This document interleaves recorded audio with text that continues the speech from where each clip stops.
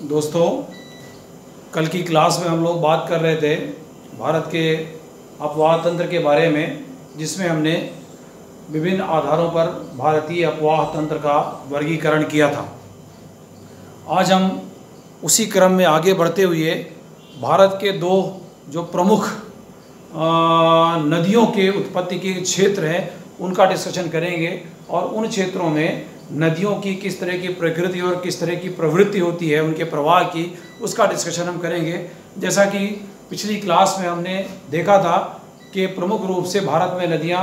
दो क्षेत्रों से उनकी उत्पत्ति होती है। एक तो था हमारा हिमालय पर्वतीय भूभाग, जहाँ से सतत वाहिनी नदियाँ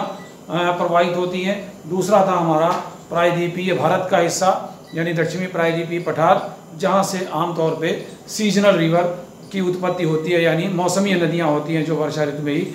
जल का प्रवाह जिनमें होता है। तो उन्हीं दो श्रेणियों में आज हम आपसे बात करेंगे, विशेष रूप से वो विशेषताएं जो हिमालय से निकलने वाली नदियों में पाई जाती हैं, यानी हिमालयन रिवर सिस्टम की हम बात करते हैं, हिमालय नदी तंत्र जिसे हम कह सकते हैं, हिमालयन रिवर्स। यहाँ लिखा हुआ है कि these rivers originate from the Lofty Himalayan ranges, यानी वो नदियाँ जिनको हम हिमालय की नदियाँ कहते हैं, उनकी उत्पत्ति उच्च हिमालय पर्वतीय भूभागों से होती है, इसीलिए उनको हिमालयन रिवर या हिमालय की नदियाँ कहते हैं। These rivers have large basins and catchment area, यानी ये नदियाँ ऐसी हैं जिनका प्रवाह क्षेत्र जो है वो बहुत ज़्यादा बड़ा होता है दक्षिण भारत की नदियों की तुलना में। साथ ही साथ the total basin area of the Indus, यानी सिंधु नदी, the Ganga and the Brahmaputra is 78 and 8.61 and 5.8 lakh square kilometres respectively, जिसे हम कह सकते हैं। यानी इंडस का जो अपवाह क्षेत्र है वो 78 लाख स्क्वायर किलोमीटर, गंगा का है 8.61 लाख वर्ग किलोमीटर और ब्रह्मपुत्र का है 5.8 लाख वर्ग किलोमीटर, जो अपने आप में इस बात को इंगित करता है कि इनका कैचमेंट एरिया या अपवाह क्षेत्र कितना विशाल है। इसी के साथ अगर हम अगला कैरेक्टरिस्टिक देखें तो Himalayan reverse flow through V shaped valleys called gorges, यानी जो अधिकांश हिमालय की नदियां हैं जो उच्च पर्वतीय क्षेत्रों से निकलती हैं वहाँ से, तो बिल्कुल चूँकि ढाल बहुत तीव्र होता है इसलिए उनकी डाउनवर्ड कटिंग ज़्यादा होती है। डाउनवर्ड करने का मतलब जो होता है कि गहराई में उनके द्वारा जो है वो कटाव ज़्यादा होता है, जिसकी वजह से वी शेप की घाटियाँ बन जाती हैं और वहाँ महाखंड जिसे हम गॉर्ज कहते हैं उनका निर्माण होता है। उन्हीं गहरी घाटियों में से अधिकांश ये नदियाँ प्रवाहित होती हैं।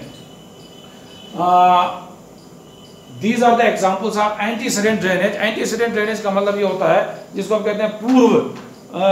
उत्पन्न अपवाह, जिसे हम कह सकते हैं। ये वो नदियां हैं जिनके बारे में कहा जाता है ये पूर्व उत्पन्न अपवाह की उदाहरण है, जिसका मतलब ये हुआ कि हिमालय की जब उत्पत्ति हो रही थी तो हिमालय की उत्पत्ति से पहले ही इन नदियों का प्रवाह था और रास्ते में जब हिमालय का उत्थान हुआ तो हिमालय जो है वो अवरोध के रूप में इन नदियों के रास्ते में नहीं आया, बल्कि जैसे जैसे हिमालय का उत्थान होता रहा वैसे वैसे साथ ही साथ इसमें कटाव भी होता रहा, जिसकी वजह से इन नदियों को कहा जाता है पूर्व उत्पन्न, यानी हिमालय से पहले इनका प्रवाह और हिमालय का उत्थान इनके रास्ते में अवरोध नहीं बन पाया, बल्कि हिमालय को काट कर ये नदियाँ आगे बढ़ती रहीं। इसीलिए इनको कहा गया कि ये पूर्व उत्पन्न नदियाँ हैं। एंटीसीडेंट ड्रेनेज का है, अब वो चाहे हमारी सिंधु नदी हो, चाहे वो गंगा सतलज हो, चाहे वो ब्रह्मपुत्र हो, ये वो सारी नदियाँ हैं जो एंटीसीडेंट ड्रेनेज का उदाहरण है। भारत में कभी कभी कॉम्पिटिटिव एग्जाम से पूछा जाता है कि इन नदियों में कौन पूर्व उत्पन्न का उदाहरण है, तो आप इन नदियों का नाम जरूर याद रखेंगे। साथ ही साथ अगर हम देखें Himalayan rivers are perennial in nature, कल हमने बात की थी आपसे इससे पहले की क्लास में कि जो अधिकांश हिमालय की जो नदियां हैं वो सतत वाहिनी नदियां हैं, जिसमें लिखा हुआ है कि water flows through out the year. ठीक है, these river receive water both from the monsoon and snow melt. क्यों ऐसा होता है, क्यों सतत वाहिनी ये नदियां हैं? क्योंकि इन नदियों में वर्षा काल में तो मानसून से जल की प्राप्ति होती है और जब वर्षा नहीं होती यानी मानसून की समाप्ति के बाद जो हिमनद जमा हुए हैं उच्च पर्वतीय भागों में, वो हिमनद जब पिघलते हैं तो उनसे जल की प्राप्ति इनमें होती है। ठीक है, these perennial rivers makes them useful for irrigation, यानी ये जो पेरिनियल नेचर है इनका, सतत वाहिनी जो इनकी विशेषता है पूरे साल प्रवाहित होने की वजह से, ये पूरे साल उत्तर भारत के मैदानी भागों में सिंचाई के लिए जल उपलब्ध कराती हैं। अगला अगर हम कैरेक्टर देखें तो These rivers flow across the young folded mountain and are still in youthful stage, ये इसका मतलब ये है कि जो हिमालय की नदियां हैं वो जो यानी नवीन पर्वत श्रेणियां हिमालय की उनके बीच से प्रवाहित होती हैं, और प्रवाहित होने के नाते कहा गया स्टिल इन यूथफुल स्टेज, यानी नदियों के 3 जो स्टेजेस होती हैं जिसको हम कहते हैं youth, mature and old stage. ठीक है, तो यूथ होती है जहां नदियां गहराई में कटाव करती हैं, ढाल तीव्र होने की वजह से इनका प्रवाह तेज होता है, तो यहाँ निक्षेपों का बहाव होता है, यहाँ निक्षेपों का जमाव नहीं होता है। तो ये सब यूथफुल स्टेज के कैरेक्टर्स हैं। तो अधिकांश नदियां हिमालय की चूंकि उच्च पर्वतीय भागों से निकलती हैं, जिसकी वजह से क्या होता है कि ये जिसको हम कहते हैं यूथ स्टेज में है, ठीक है, यंग स्टेज में है, और उसके बाद जब ये नीचे की तरफ जाती है मैदानी भागों में, तब ये मैच्योर और ओल्ड स्टेज में पहुंचती हैं, जहां अपने साथ लाए हुए निक्षेपों का जमाव भी करती हैं, मैदानों का निर्माण भी करती हैं, आगे जाके बंगाल की खाड़ी में मिलने से पहले डेल्टा का भी निर्माण करती हैं, जिसको हम ओल्ड एज कहते हैं। तो अधिकांश नदियां जो यूथफुल स्टेज में है। The upper reaches of the Himalayan rivers are highly tortuous, यानी जो ऊपरी हिस्सा है इन हिमालय की नदियों का वो बड़ा ही तेज रफ्तार वाला, तीव्र कटिंग वाला है। लेकिन जब ये नदियां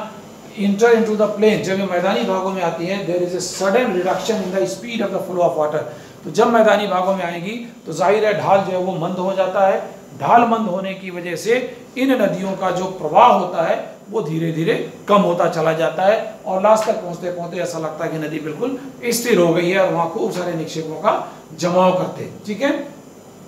under these circumstances these rivers form मियांडर्स, जिसको हम विसर्ग कहते हैं। जब ये मैदानी भागों में आते हैं तब इनका बहाव कम हो जाता है, और बहाव कम होने की वजह से अपने साथ लाए हुए निक्षेपों का जमाव भी करते हैं, साथ ही साथ मियांडर्स का यानी जिसको हम कहते हैं विसर्ग का निर्माण करते हैं। और उसके बाद